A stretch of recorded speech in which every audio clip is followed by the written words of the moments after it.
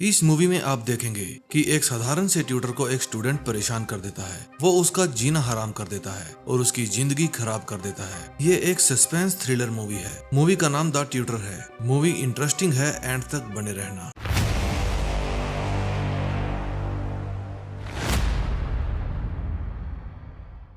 ये है इथन। ये एक ट्यूटर है जो घर घर जाकर बच्चों को ट्यूशन देता है। ये बहुत ही सुलझा हुआ और समझदार ट्यूटर है। बच्चों के पेरेंट्स भी इसके काम से बहुत खुश हैं। हर इंसान की तरह इसकी भी निजी लाइफ है, जिसमें इसकी एक ब्यूटीफुल गर्लफ्रेंड है जो कि अब प्रेग्नेंट है। ये अपनी गर्लफ्रेंड से बहुत प्यार करता है। एक दिन इसे इसके दोस्त का फोन आता है। वो बताता है कि एक बहुत ही रिच फैमिली है जिन्हें अपने बेटे के लिए एक ट्यूटर की आवश्यकता है। वो तुम्हें एक हफ्ते का $2500 देंगे। इथन इस काम के लिए मान जाता है। अगले दिन उसे एक कार लेने आती है। वो उस कार में बैठकर उस अमीर आदमी के घर पहुंच जाता है। वो घर बहुत ही बड़ा और आलीशान था। इथन अब एक हफ्ते के लिए यहीं पर रहने वाला था, इसीलिए वो अपना सामान साथ लाया था। फिर वो अपने स्टूडेंट जैक्सन के पास जाता है, जिसको अब से उसे पढ़ाना था। जैक्सन की उम्र लगभग 17 साल थी और ये एक सनकी टाइप का लड़का था। फिर वो जैक्सन का एक प्रैक्टिस टेस्ट लेता है ताकि ये जान सके कि वो पढ़ाई में कैसा है। वो उसे टेस्ट करने को कहकर इधर उधर घूमने लगता है। जैक्सन के फादर के पास बेतहाशा रुपया था।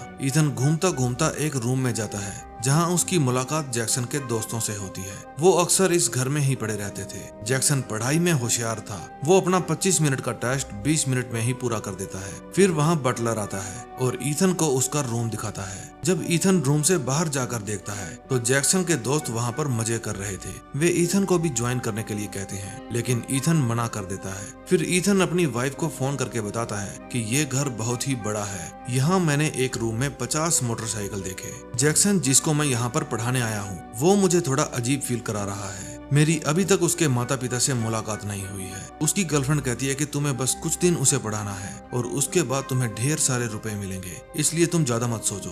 अगले दिन इथन जैक्सन से पूछता है कि बाहर वो लड़का कौन है। जैक्सन कहता है कि वो मेरे भाई जैसा है। मैं यहाँ अकेला रहता हूँ, इसलिए वो मेरे साथ ही रहता है। फिर इथन पूछता है कि तुम्हारे फादर कहाँ है। जैक्सन कहता है कि मुझे मेरे फादर के बारे में कुछ भी बताने की परमिशन नहीं है। फिर वो उसकी मॉम के बारे में पूछता है। जैक्सन घबरा जाता है और कहता है कि वो हमें छोड़कर चली गई है। फिर जैक्सन पूछता है कि क्या तुम्हें बिना शादी के बच्चा होने में कोई चिंता नहीं है। इथन कहता है कि तुम्हें इस बारे में कैसे पता चला, लेकिन जैक्सन उसे कुछ भी नहीं बताता। इथन को फोटो खींचने का बहुत शौक था। वो हर खूबसूरत चीज की फोटो खींच लेता था। जैक्सन इथन को कहता है कि क्या तुम मेरी तस्वीर खींचोगे, लेकिन इथन कहता है कि मैं अपने स्टूडेंट्स की तस्वीर नहीं खींचता। लेकिन उसके बार बार रिक्वेस्ट करने पर इथन उसकी फोटो खींचने के लिए राजी हो जाता है। फिर जैक्सन का दोस्त वहाँ आता है और इथन को आज का सेशन यहीं पर कैंसिल करने के लिए कहता है। वे बदले में उसे बहुत सारे रुपए ऑफर करते हैं, लेकिन इथन मना कर देता है। जैक्सन को पता था कि हर इंसान की कोई ना कोई कीमत होती है, इसलिए वो $5000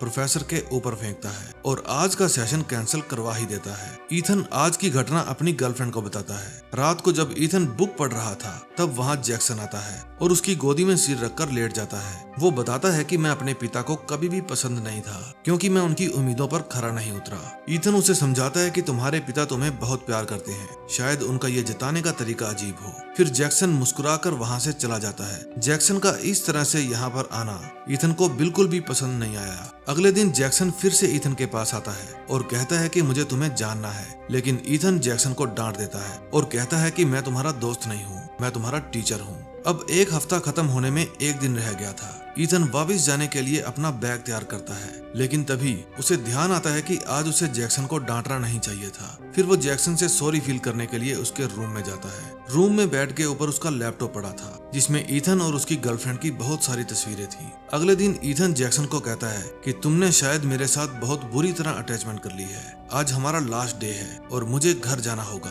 कल मैं अपने बुरे बर्ताव के लिए तुमसे माफी मांगने गया था, तब मैंने तुम्हारे रूम में तुम्हारे लैपटॉप के अंदर मेरी तस्वीरें देखी। ये सुनकर जैक्सन गुस्सा हो जाता है और कहता है कि तुम्हें मेरा लैपटॉप चेक नहीं करना चाहिए था। फिर वो गुस्से में वहाँ से चला जाता है। जब इथन उसका पीछा करता है तब उसे वहाँ जैक्सन के फादर मिलते हैं। वो कहते हैं कि जैक्सन एक इमोशनल बच्चा है, लेकिन तुम्हें उसके ऊपर तरस खाने की जरूरत नहीं है। जब इथन अपना एक हफ्ता पूरा करने के बाद वहाँ से जाने लगता है तो उसके दोस्त का फिर से फोन आता है। वो कहता है कि जैक्सन के फादर चाहते हैं तुम उसके बेटे को पूरा महीना पढ़ाओ और इस काम के लिए वे तुम्हें 1 साल की कमाई जितना रुपया देंगे। ईथन मान जाता है। रात को जब वो अपनी गर्लफ्रेंड और दोस्तों के साथ डिनर कर रहा था तब उसकी दोस्त पूछती है कि तुम्हारा नया स्टूडेंट कैसा है। ईथन बताता है कि मुझे वो थोड़ा पागल लगता है, वो कुछ भी करके मेरे साथ समय बिताना चाहता है। मैंने उसके लैपटॉप में मेरी और एनी की फोटोज देखी हैं। उसे जरा सा भी डांट दो तो वो बच्चे की तरह अचानक से गुस्सा हो जाता है। ईथन उसके बारे में बता ही रहा था, इतने में जैक्सन वहाँ आ जाता है। ईथन पूछता है कि तुम यहाँ पर क्या कर रहे हो। जैक्सन कहता है कि मैं 17 साल का हूँ, मेरी भी एक लाइफ है, बस उसे ही जी रहा हूँ। अगले दिन ईथन जैक्सन को फोन करता है और वो कल के लिए माफी मांगता है। जैक्सन कहता है कि मैं अभी आउट ऑफ स्टेशन हूँ, आप बस घर जाइए, हम वहीं पर बात करेंगे। जब ईथन जैक्सन के घर जाता है तो वहाँ पर कोई भी नहीं था। जैक्सन का फोन आता है और कहता है कि हम आने में लेट हो जाएंगे, टेबल पर कुछ पड़ा होगा, आप खा लीजिए। फिर ईथन टेबल पर पड़ी स्ट्रॉबेरीज खाने लगता है। स्ट्रॉबेरी खा के उसे नशा हो जाता है। फिर ईथन बेहोश होता है तो कोई उसे पानी में फेंक देता है। लकीली ईथन मरता नहीं, बच के तालाब से बाहर आ जाता है। फिर वो घर जाकर एनी को बताता है कि किसी ने मुझे ड्रग्स दे दिए और मुझे तालाब में गिराकर मारने की कोशिश की, लेकिन एनी को उसकी बात पर विश्वास नहीं था।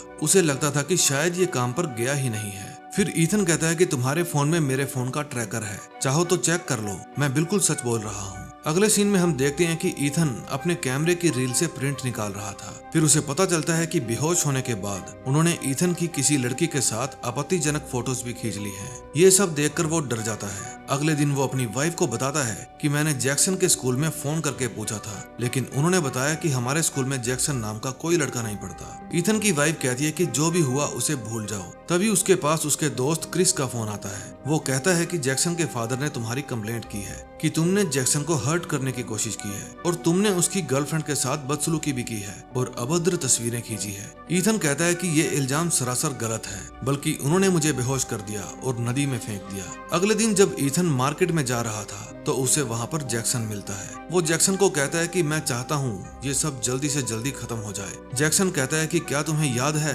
तुम उस रात रेस्टोरेंट में मेरे बारे में क्या बकवास कर रहे थे, अब मैं तुम्हें पूरी तरह से बर्बाद कर दूंगा। अगले दिन ईथन को पुलिस पकड़ कर ले जाती है क्योंकि उसके ऊपर जैक्सन को पीटने का इल्जाम लगाया जाता है। जब पुलिस ईथन से पूछताछ कर रही थी तब जैक्सन उसकी गर्लफ्रेंड को सब कुछ बता देता है। जब ईथन घर जाता है तो वो अपनी वाइफ से पूछता है कि तुम्हें जैक्सन ने क्या बताया। उसकी वाइफ कहती है कि जैक्सन ने बताया था कि उसकी मोम का कत्ल हुआ था और वो तुमने किया था। ईथन कहता है कि 10 साल पहले मैं उसकी मोम को डेट कर रहा था, वो भी इसी की तरह पागल औरत थी, उसने सुसाइड की थी। अब एक बात तो क्लियर हो गई थी कि जैक्सन को लगता था कि ईथन ने उसकी मोम को मारा है, इसीलिए वो उससे बदला लेना चाहता था। लेकिन असल में बात क्या थी आपको एंड में पता चलेगा। फिर ईथन की वाइफ उसे घर से निकाल देती है। जैक्सन की वजह से अब उसे कोई ट्यूशन के लिए भी नहीं बुला रहा था। अब ईथन की खुद की हालत पागलों जैसी हो गई थी। अब उसकी हंसती खेलती जिंदगी बर्बाद हो गई थी। फिर ईथन वापस जैक्सन के घर जाता है और वहाँ जाकर उसे पता चलता है कि यहाँ जैक्सन नाम का कोई लड़का रहता ही नहीं है। यहाँ का मालिक ये जगह रेंट पर देता है। फिर वो धक्के देकर उसे वहाँ से निकाल देता है। फिर ईथन रात को खिड़की का कांच तोड़कर उस घर के अंदर घुस जाता है। घर में लगे मोशन डिटेक्टर्स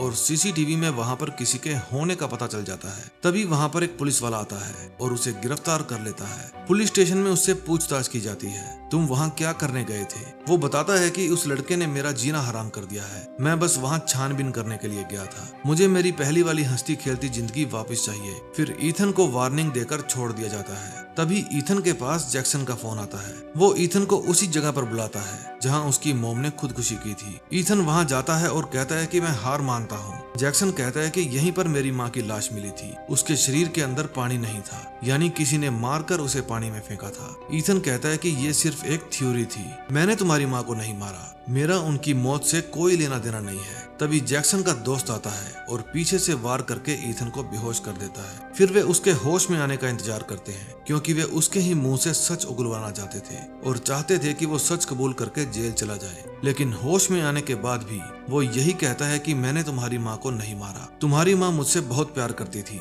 लेकिन वो अपनी फैमिली को भी छोड़ना नहीं चाहती थी। उसे समझ में नहीं आ रहा था कि वो क्या करे, वो पागल हो गई और उसने खुद को चोट पहुंचा ली। ये बात बताकर ईथन रोने लगता है। जैक्सन कहता है कि मैं तुम्हारी बात पर विश्वास कर लेता अगर मुझे मेरी माँ की लिखी हुई ये डायरी ना मिलती। मेरी माँ ने इसमें साफ साफ लिखा है कि वो तुमसे डरा करती थी और तुमसे पीछा छुड़ाना चाहती थी। ईथन कहता है कि ऐसे कैसे पीछा छुड़ा लेती, मैं उससे बहुत प्यार करता था। फिर वो जैक्सन के दोस्त के ऊपर हमला कर देता है और गला घोंटकर उसे मार देता है। जैक्सन वहाँ से भागकर छिप जाता है। फिर ईथन उसे ढूंढने जाता है। ईथन जैक्सन को घर से बाहर जाते हुए देख लेता है। बाहर जाकर जैक्सन जहाँ बोट खड़ी की जाती है वहाँ छुप जाता है। फिर ईथन उसे ढूंढता हुआ वहाँ आ जाता है और कहता है कि सवाल ये नहीं कि तुम्हारी माँ को क्यों मारा, सवाल ये है कि तुम छिपे कहाँ हो। फिर वो एक लोहे के जाल के नीचे जैक्सन को छिपा हुआ देख लेता है और कहता है कि तुम्हारी माँ भी इसी तरह से छिपी हुई थी, अब तुम्हें भी तुम्हारी माँ की तरह ही मारूंगा। इतने में ईथन की गर्लफ्रेंड एनी वहाँ पर आ जाती है